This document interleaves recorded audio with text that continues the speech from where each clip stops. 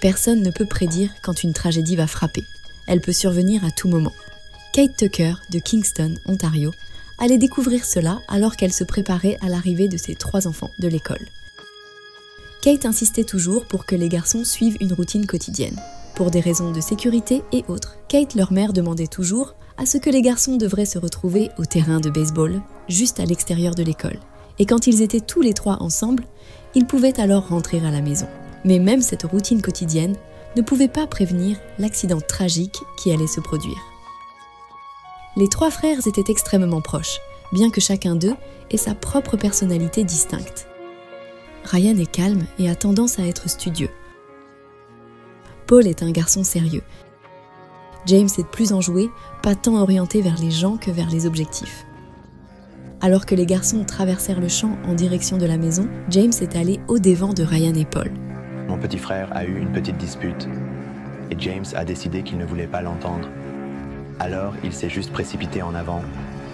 Alors que James courait vers la route, Paul a soudainement réalisé le danger auquel son frère allait être confronté.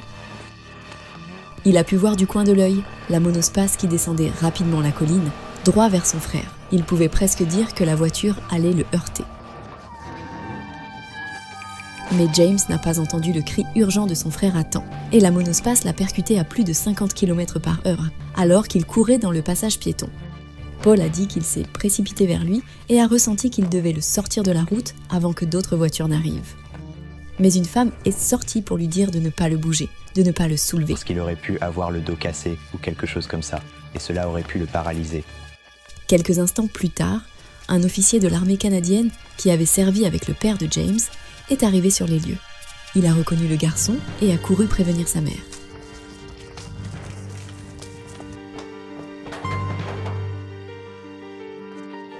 Kate Tucker a reçu la nouvelle dévastatrice. Kate Tucker est allée à la porte d'entrée et l'homme a fait irruption et lui a dit « Êtes-vous Madame Tucker ? Votre fils a été percuté par une voiture. » Kate Tucker dit qu'elle a pensé tout ce que toute mère penserait. « Qui a fait ça ? Mon fils est-il en vie ? Et à quel point est-il blessé ? » En se précipitant sur les lieux, Kate n'avait toujours aucune idée lequel de ses garçons avait été percuté par le véhicule. Dans son esprit, elle s'attendait à ce que ce soit Ryan. Parce que Ryan serait le plus jeune, et je pensais que c'était quelque chose que le plus jeune enfant ferait. Elle fut surprise que ce soit James. Elle fut remplie de compassion quand elle a regardé la scène et qu'elle a vu son fils allongé sur le sol. James était conscient à ce moment-là, et elle lui a parlé. « Tout va bien, tout ira bien, maman est là. » Cela l'a réconforté. « Je t'aime, mon chéri, tout ira bien. » En quelques minutes, les ambulanciers sont arrivés pour s'occuper du garçon blessé.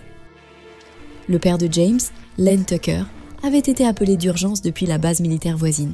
Len Tucker raconte que quand il s'est agenouillé à côté de James, ses premiers sentiments étaient de la colère. Qui pourrait faire ça? Et pourquoi? Pourquoi lui? Mais Kate, sa femme, a jeté un coup d'œil et elle a vu qu'il était en colère. Elle a mis sa main sur son épaule et a dit « Ça va, il va bien, il va bien, tout ira bien. » James fut transporté d'urgence à l'hôpital local. L'impact direct du véhicule en vitesse aurait presque certainement causé de graves blessures à la tête. Mais miraculeusement, les seules blessures que les médecins ont pu trouver étaient quelques dents cassées. Incroyable.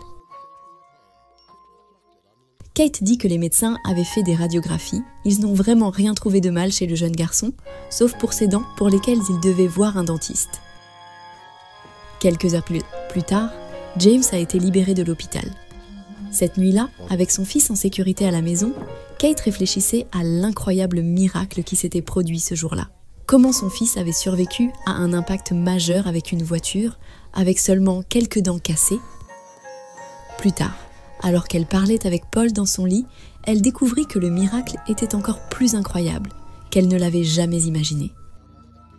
En tant que mère, Kate dit qu'elle s'inquiétait de savoir comment il se sentait à propos de l'accident. Et Paul a dit qu'il n'avait pas vraiment été inquiet, parce qu'il y avait un autre garçon. Un autre garçon?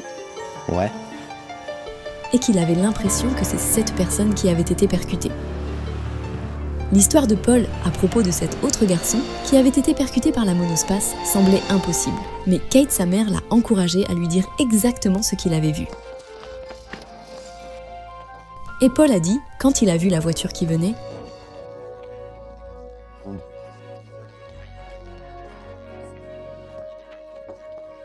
il a aussi vu un autre garçon, un peu translucide, qui courait en même temps que son frère. C'est cet être étrange qui a pris l'impact de la voiture, et cela a protégé James de se blesser du côté où la monospace l'a heurté. James a eu toutes ces blessures parce qu'il a cogné le sol. Donc, l'autre garçon l'a protégé en tant qu'ange gardien. Kate dit qu'elle connaît bien son fils Paul, qui est un enfant très direct qui ne raconte pas d'histoire. Ayant été élevée avec l'idée des anges gardiens, elle pense que cela a tout de suite fait tilt. Quelque chose en elle a juste dit « c'est un miracle ». C'est du miraculeux.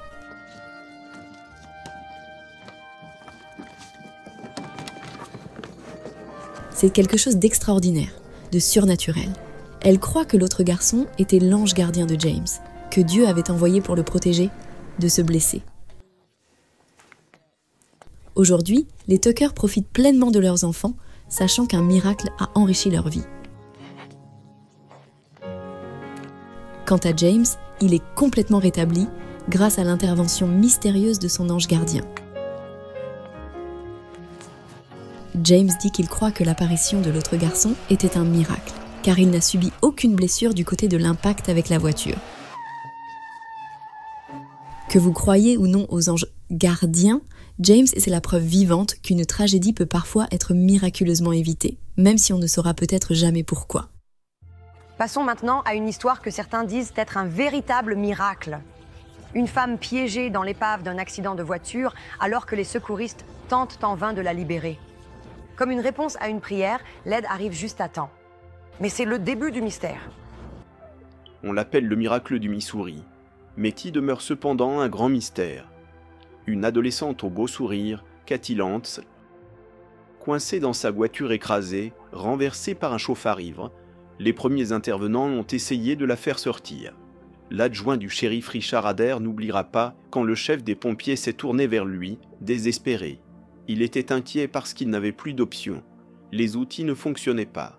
Et c'était à ce moment-là, je dirais presque une heure après, il a dit « Je ne sais pas comment nous allons la faire sortir. » Et j'ai dit « Raymond, j'ai promis à sa mère et à elle qu'on la fera sortir. » À l'intérieur de cette voiture, Kathy avait une demande, celle de prier avec les secours, à haute voix.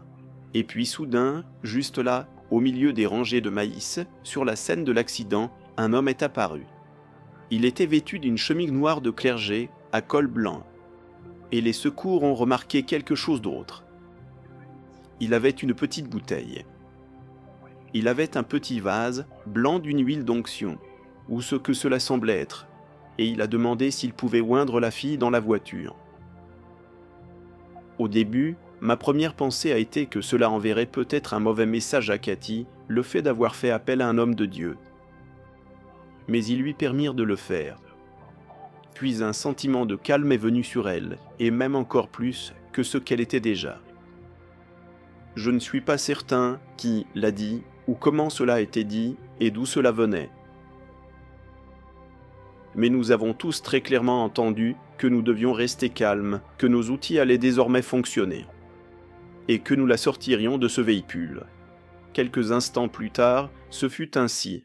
Un service de secours voisin est arrivé avec un nouvel ensemble d'outils plus solides qui ont permis enfin de couper à travers la ferraille.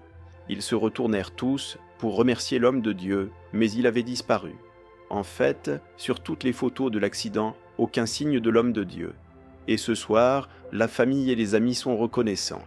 Que ce soit juste un ministre homme, un ange, servant comme un ange, ou un véritable ange qui est venu, il était un ange pour nous tous, et pour Kathy. La page Facebook des pompiers, ce soir s'est vite remplie.